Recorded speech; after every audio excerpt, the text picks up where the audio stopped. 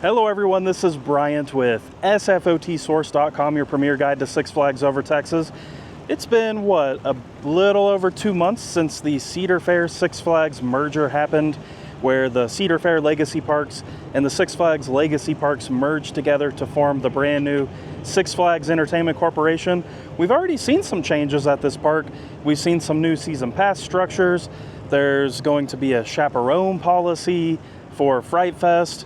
Just little things here and there. They put out a posting for an executive chef, so hopefully there's food improvements. But I have been asked a few times on our website, social media, here on the YouTube channel, what are some things that I want to see happen with the merger, some things I want to see happen to the park. And I picked out my top 3 things. I really thought about this over the last month or so. So we're going to walk around the park and I'm going to talk about the top 3 things that I would love to see happen now that this merger has taken place and now that the Cedar Fair management team is in charge of the Six Flags parks.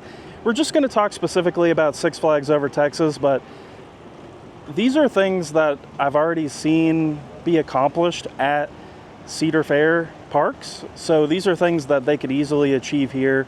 And we'll go through the list. We'll show you what's going on with that. And it doesn't involve any multi-million-dollar rides or huge investments. That's going to be the craziest part about this. So let's head into the park, talk about the things that I would love to see happen here at Six Flags over Texas to improve the theme park experience.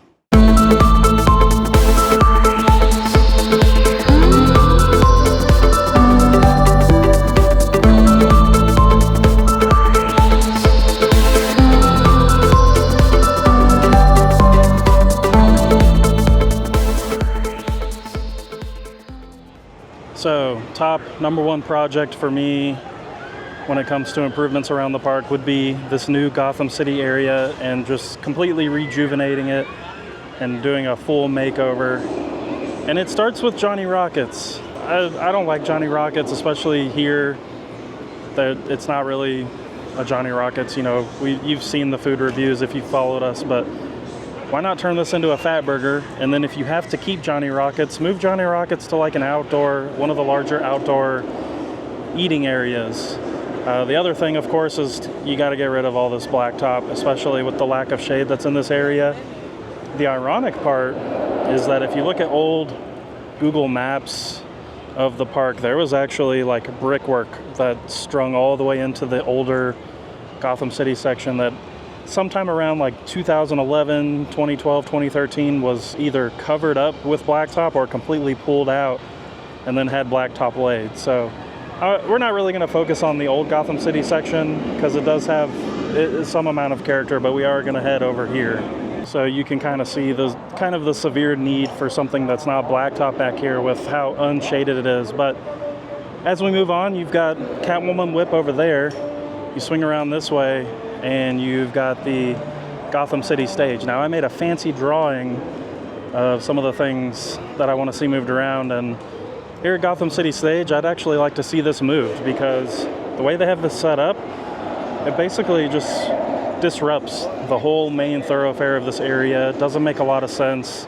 It's in the way, it's distracting. I would love to see this whole area turned into like a park, you know, like what you would see in a downtown Gotham City area, like a mini Central Park, and actually have that span all the way back kind of into this area over here with shade, a fountain feature, more trees, tons of seating. And I don't want to get rid of Gotham City stage. I'll show you all here in a minute what I would like to see happen to Gotham City stage. I feel like I can't harp on this enough. Some kind of shade structures, some newly planted tree areas, anything like that would greatly help this area. And as we swing across, you've got the entrance to the Joker, and you've got this huge plaza area. So you've got Batman down that way. I would love for them to cut a pathway through here from near the exit to Batman and actually link Gotham City together, make it one loop. And the facades that you see on the games in the old Gotham City section, actually have those go down this way along the fence line. Try to do something, at least at walking level, with facades to come around this side of the Joker. so that you can separate the park from the fact that it's next to a freeway, next to a subway, next to a Denny's. You know, you get a little displaced when you're back here. So if you look at the drawing that I put in, a nice fountain feature in this area would be great. Put some planters around it, some seating, some trees. Just have some kind of focal point besides the fair look over here. Of course, plenty of things can happen in these queues. Get rid of the chain link fence, freshen it up a little bit. The queues are kind of what the queues are. I think you're going to have a lot better luck with how you present the area as a whole versus, you know, focusing on things like that. So behind this wall, there is enough room, looking at the drawing, to actually put the Hoos Troika back, which was a flat ride. It was Crazy Legs, then it was Harley Quinn Spinsanity. It would fit back in this corner by Batman just fine. You open up this whole area, and then over here where Harley Quinn Spinsanity was, take that out completely. You actually can add a whole second building along the roadway over there, put a facade across it. That can be another permanent haunted house structure. It could just be like a pole barn or something like that. And then right here, where you have all of this open space, you put the Gotham City stage. You can actually build onto the back based off my drawing, the measurements. You can build onto the back a small dressing area, and then you can actually do a very big permanent shaded structure like what this stage had when it was over in the USA section. I'll drop a picture of that in right here. And you've got a much different area. So USA stage, permanent haunted house structure in the back. You've got your pre-existing haunted house structure that you can facade across. You make a pathway that connects us over to old Gotham City. Doesn't make this seem so cut off. You put your Troika back here in this general area. Your newly looped section with planters and things comes across this way and links you back over to this side. And of course, over in this general area, some kind of fountain feature along with the park, the little miniature park that I talked about over where the stage is currently, I should say. I know that this plan probably sounds really crazy, but in my head, it's not that crazy. If you look at some of these legacy Cedar Fair parks over the last 3 to 5 years, you look at Carowinds, where we were at last year with Aeronautica Landing. It's a completely reimagined, re-themed section of the park. They did an amazing job. You go to Knott's Berry Farm, where they have their Fiesta Village, and the Fiesta Village, it looks phenomenal.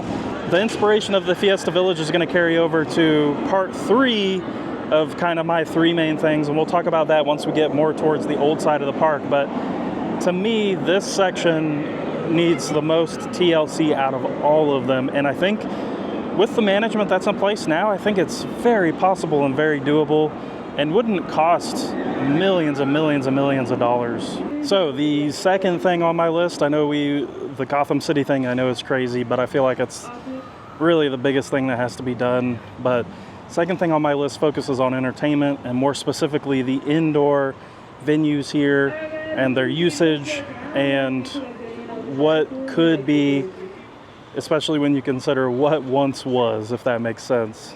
So the second big thing on our list, like I said, entertainment. Right here across from Judge Roy Scream, you have the Majestic Theater, which is a full-blown indoor theater that I think they kind of tore up for a haunted house. So eliminating the haunted house, bringing back entertainment here would be a great thing. This is a very functional theater. It's an indoor space. And, you know, this summer, I've said it so many times, but without shows here, it's a rough one in the summer, especially with the lack of indoor areas. So you have a theater that I assume is perfectly good if you do some maintaining on it. Turning this back into a performance venue is second on my list of things. So I know we talked about Majestic Theater, which is really like the big sore thing that I think needs to be addressed and rectified, but you have another really optimal indoor performance space here at Southern Palace in the Old South section, and you know,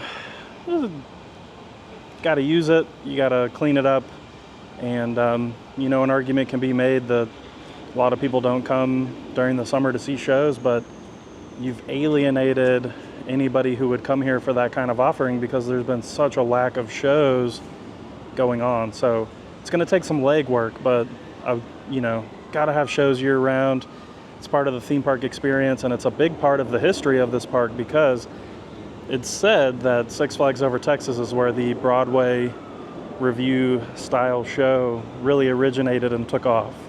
So part 3 of our improvements to Six Flags, I should say, beautification of some of these original areas. So we'll start here in the Texas section and just rejuvenating these facades, which you can tell have like rotten layers of wood that have just been painted over and over and over again. Actually like cleaning these facades up, making them fresh and more interesting. And of course, getting rid of this blacktop. You can see it's just crazy looking how like kind of corroded it is. Not blaming that on anybody. It's been like that for a long time, but changing this to like some textured concrete to make it look more of like a like a Wild West dirt road, things like that. And we're not reinventing the wheel here, but you've got Crazy Horse Saloon right here, which let's have like some saloon shows in here throughout the year. Doesn't have to be something crazy, just saloon shows, low key. Go in there, catch some AC, catch some drink, see some saloon shows, have some great interactions. And we'll keep going down this way to talk more about some things that actually existed in this area since I've been alive that I really miss. So one of the really cool things about this Texas area is back in the day you had special trades. So here in this structure right here, you had a blacksmith that would just make stuff. And then it's funny because the wall's blown out now and I can actually point to what I'm talking about. But in this building back here, which is like basically condemned now, this white building, this is where they had glass blowers. So you could go in there, watch them make things, you could purchase them. It was just such a cool little thing that added so much character and theme to the area. Just to elaborate a little bit more, this like thing that was an arcade that's closed, I assume because the ceiling was caving in, this used to be where they had glass blowing. And then in the building down the way, they had a woodworker and they had wax hands. So another part of our original area beautification takes us into the Mexico and Spain section, which it really isn't a bad looking area. Some new pavers will be nice. You can see there's like pavers in front of Casa de Six Flags. Spreading those out through the whole area would be nice. They even did like this very colorful mural over here, seeing more of that, brightening up the buildings, things like that. And then you swing over this way and you've got this Casa de las Banderas restaurant. If you're hiring an executive chef, it would be awesome to see an actual full-blown Tex-Mex restaurant in here. This is one of the larger indoor seating areas that's never used. Great air conditioning. Could be a really nice little place to get, just basic Tex-Mex food because, ultimately, you go up here, you go right around the corner, and there's already a nacho place. You don't need 2 nacho places within 100 feet of each other, ultimately. But, you look at the floor over here, and you see this, and it's like, let's get more of this over here, brighten this area up, make it look nice. Obviously, this needs to be severely touched up, but just things like this, it would add so much character. Also here in the Mexico section, you can see where they started trying to do themed pieces and where you actually have pavers, but just expanding it and, having something year-round that's like ballet folklorico out here or mariachi, something that's low-key but completely transforms the vibe of the pathways. And just to expand on, the overall vibe, like you've got this fountain right next to La Cantina. I don't know how long this has been working. I feel like I haven't seen it working the last number of visits, but just a small themed touch that's really nice, and you notice it. And so, like I was saying, there's a lot of character already in the Mexico section, Spain section. It just needs fine tuning and some beautification. But you know, another piece of that is, you know, if we go into this trading post, it would be cool to have some unique gifts, not just like random toys and bizarre things like that. And as we continue to talk about original area kind of rejuvenation, cut off, made a beeline over to the France section, because you have it, you know, it's a very small France section, but you have like these gift shops here, you have that gift shop, well, it's not really a gift shop anymore, but you have that over there, and it's like, you know, come on guys, France stuff. Even if it's like a little pastry corner or just like a gift shop with simple gifts that could remind you of France, it would make a big difference.